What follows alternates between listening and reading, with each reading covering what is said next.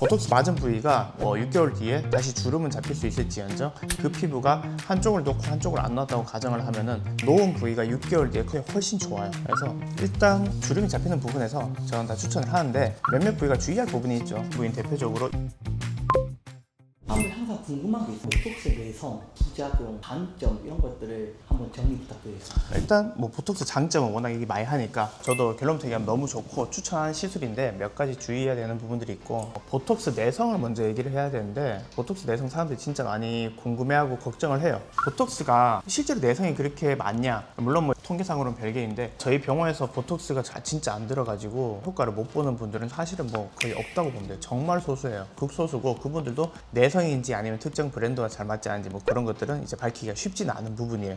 어쨌든 내성은 조심은 해야 돼요. 왜냐하면은 이게 한번 생기고 난 다음에 이 사람에게 효과 있는 뭔가 보톡스를 주입하기 위해서 어떤 걸 해야 되냐 이런 거는 사실 답이 명확하게 안 나오거든. 내성을 피하는 방법을 우리가 최대한 미리 쓰는 거예요. 흔히 어떻게 생긴다고 하냐면은 일단은 많이 들어가. 너무 짧은 간격으로 여러 번 들어가. 그리고 이제 얘기하는 게 이게 사실은 많은 논란이 있을 수 있을 것 같은데 복합 단백질, 보톡스가 이만한 덩어리의 보톡스, 우리가 유효한 보톡스의 성분, 그 다음에 요만한 어떤 그 복합 단백질이라고 하는 거, 요게 달라붙어 있다 생각하면 돼요. 만드는 과정에서 좀 필수 불가결하게 생기는 건데 이 복합 단백질이 분자량이 크고 그만큼 우리 인체의 면역에서 알아보기 되게 쉬운 거죠.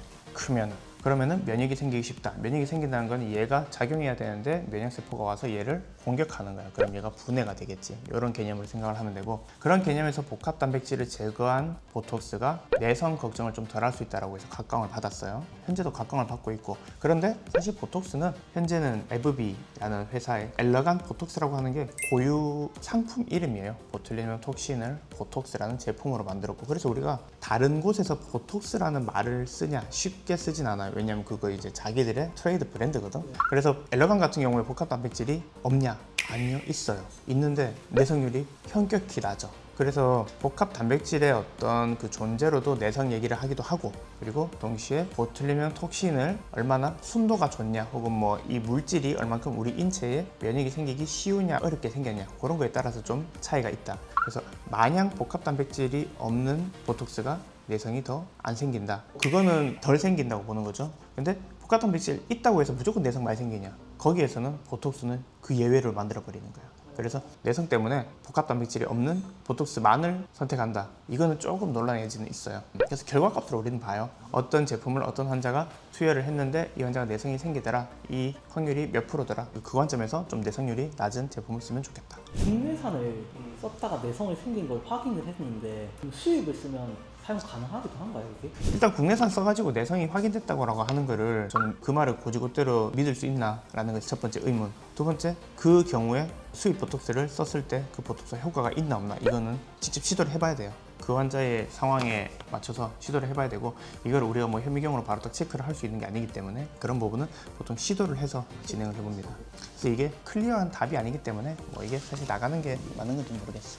보톡스 추천 부위랑 비추천 부위 따로 있을까요? 보톡스가 효과가 좀 명확하게 있는 시술이에요. 그럼 원장님 이거 효과 얼마나 가요? 몇 달 가요? 얘기하면은 이게 몇 달 지나고 난 다음에 나의 예전 모습으로 그대로 슉 돌아오냐? 그렇지가 않아요. 피부는 구겨져 있는 시간이 오래될수록 얘가 나중에 이 힘이 없어져도 구겨져 있어.